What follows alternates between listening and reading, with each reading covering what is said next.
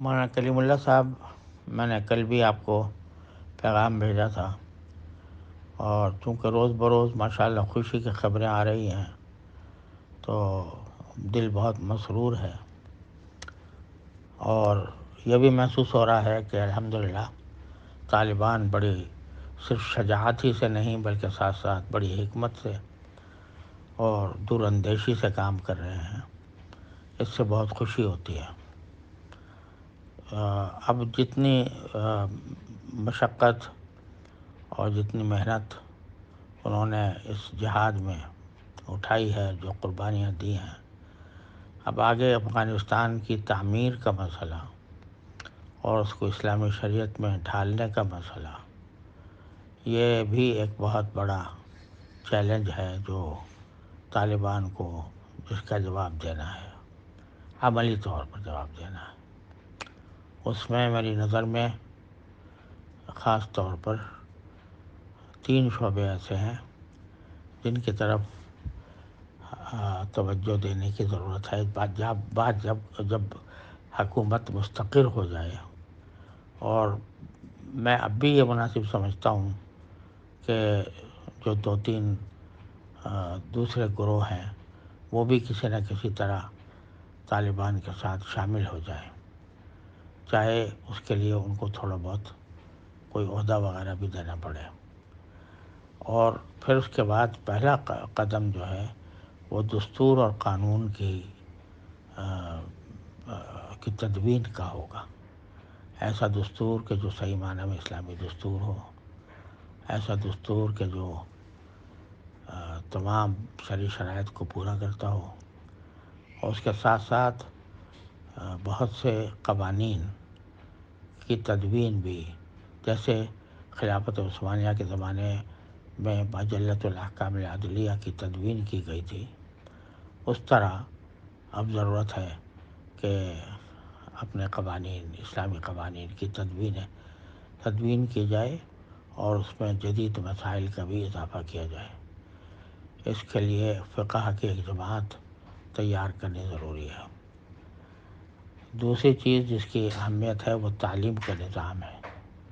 تعلیم کے نظام میں جہاں مدارس اپنی جگہ قائم رہنا چاہیے، وہاں جو جدید تعلیم گاہیں ہیں ان کے نصاب و نظام میں کس طرح تبدیلی لائی جائے کہ وہاں سے سچے پکے مسلمان پیدا ہوں، اس کی ایک منصوبہ بندی کی ضرورت ہے۔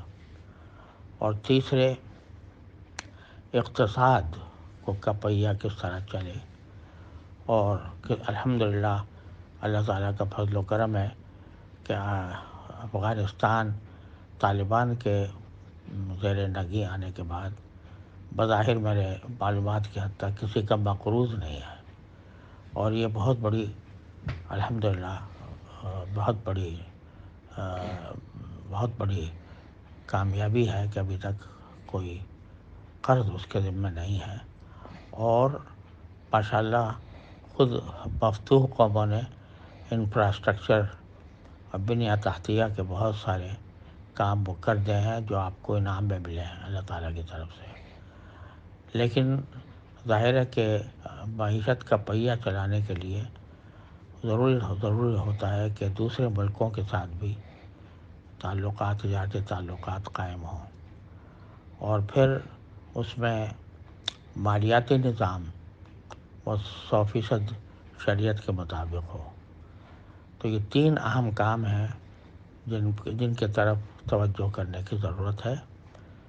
اللہ تعالیٰ سب سے پہلے تو اس بات کی ضرورت ہے کہ مستحکم حکومت قائم ہو جائے اور کنٹرول مکمل حاصل ہو جائے، اور جو کچھ مخالفین ہیں ان کو بھی کسی نہ کسی طرح اپنے ساتھ شامل کرنے کی کوشش کی جائے۔ اور اس کے بعد جب مستحکم ہو جائے تو یہ تینوں جہتوں میں مستقل جماعتیں بنا کر، محقق علماء کی جماعتیں بنا کر ان کے اوپر کام کیا جائے۔ آپ کا دستور پہلے بھی ہوگا، لیکن موجودہ حالات کے تناظر میں اس کے پر مزید نظر ثانی کی ضرورت ہوگی، اور اس کے متعلق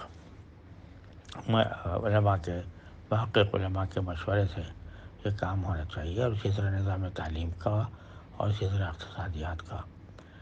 یہ میرا پیغام اگر آپ حضرت ملا ہیبت اللہ صاحب تک پہنچا دیں تو میں ممنون ہوں گا۔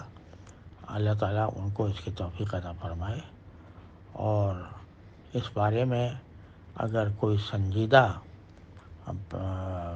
طلب یا کوئی سنجیدہ ضرورت ہو جس میں مجھ ناکارہ سے کوئی خدمت بن پڑ سکتی ہو تو میں انشاءاللہ اس کے لیے حاضر رہوں گا، بشرطے کہ وہ ایسی ہو کہ